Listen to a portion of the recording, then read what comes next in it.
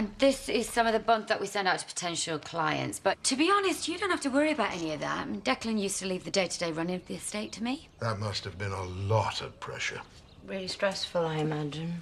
Perhaps for some people. Well, sounds like we're lucky to have you. Well, don't worry, we're a lot more hands-on. In fact, have you got a list of the current tenancy agreements? Of course. Good news? In the bag, 3-year deal. Robert's been schmoozing the head of Harper and Hill. Friend of a friend. Attractive, is she? So I'm not really the man to ask. We're going to be running lots of corporate bonding days for them. Just what everybody wants in their back garden. A bunch of sweaty middle-aged management types pretending to be Bear Grylls. Take no notice. I wasn't. Any sign of Andy yet? No, I've not seen him. So much for Mr. Reliable. Good timing. Robert's very pleased with himself. Well, when isn't he? Oh, come on, it's a good deal. Even you have to admit that. Do I? OK, so he's got some useful friends, but it just makes him even more entwined, though. Getting married, entwined, is kind of the point. I think you should put some ground rules in place. Like what? Stop trying to make the business succeed?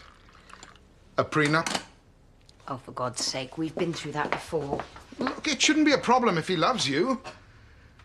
Look, I'm not having him try and take a slice of everything just because he's tired of being tied down. How many times? It's not going to happen. Well, everybody says that, but it doesn't stop the divorce courts bulging at the seams.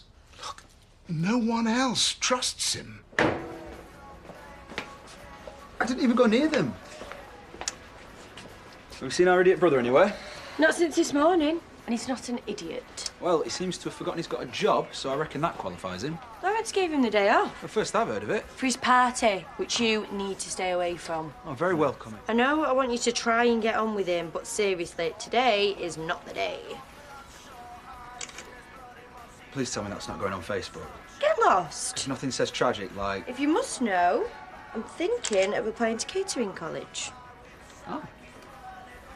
Good idea. Well, I'd best get off, since we're a man down. Don't give him a hard time. Things are actually starting to go well for him. Like his cushy job. You know he's got tomorrow booked off and all. Hardly for fun. It took a lot of guts. What did? Going to anger management. It's not a secret and it's nothing to be ashamed of. Well, so why has he not said anything then? How should I know? But don't let on that I told you. No, and he finishes tomorrow anyway. Of course I won't. So will Robert be moving over from the machinery business? Only there is a lot to sort out for these corporate days. And obviously, I don't mind the extra responsibility. Stop going on about it, then.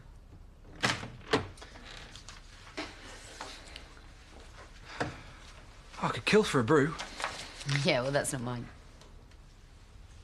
Job.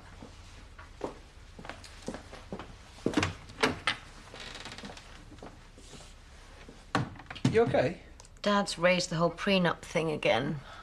Okay, I set him straight. Doesn't worry me. Might even shut him up. I'm not giving him the satisfaction. He's only looking out for you. I want him to be happy for me. I want him to walk me down the aisle with a big soppy grin on his face. Make a terrible speech about how proud he is of me. You shouldn't have to put up with this. So long as he knows I'm only still with you to wind him up. I'll make him love me eventually. I hope you're not in a rush. I could speed things up. Get Andy on side. Easier said than done. So, I think we should go to the engagement party. Do you think that's a good idea?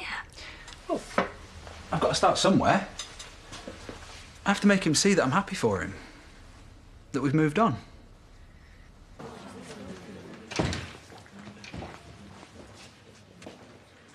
Andy? Yeah, I'm done. All right, dig in, everyone. And there's plenty of booze to keep you going and all.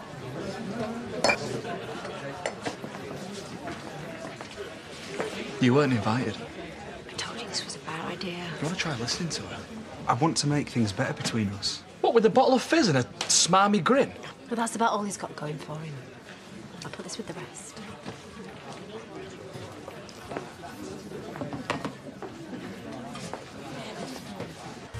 Pleased with yourself, ruining the speech. I didn't do it on purpose. I was trying to do something nice. Celebrate his engagement with him. Told you to stay away. If we're going to be building bridges, someone's got to make the first move. Second thoughts, can you have a word? I'm tired of all the rows, and I'm never going to get through when he's got that face on him. Look at him. I bet he did it on purpose. Andy, he didn't even know you were making a speech. Listen at the door till I got into my stride. Oi, I thought you said you weren't going to let him spoil things. Where are you going? Outside. Clear my head.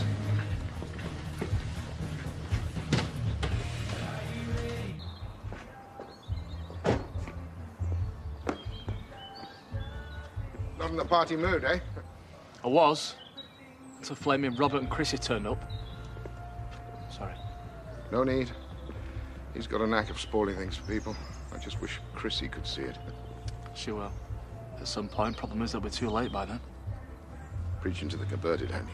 I know it sounds ungrateful, but I wish you'd never moved here. Well, you can let him rule your life if you want to, but he's not going to have any say in mine. I bought that house for me. Shame he has to live in it, though.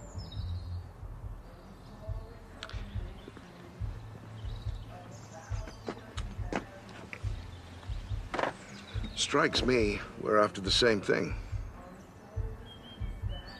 Can I trust you? Of course. Both of us would have an easier life if Robert wasn't around. I mean, he's been treating me like a fool for long enough, and no one gets to do that. You in? I'm sure I can make it worth your while.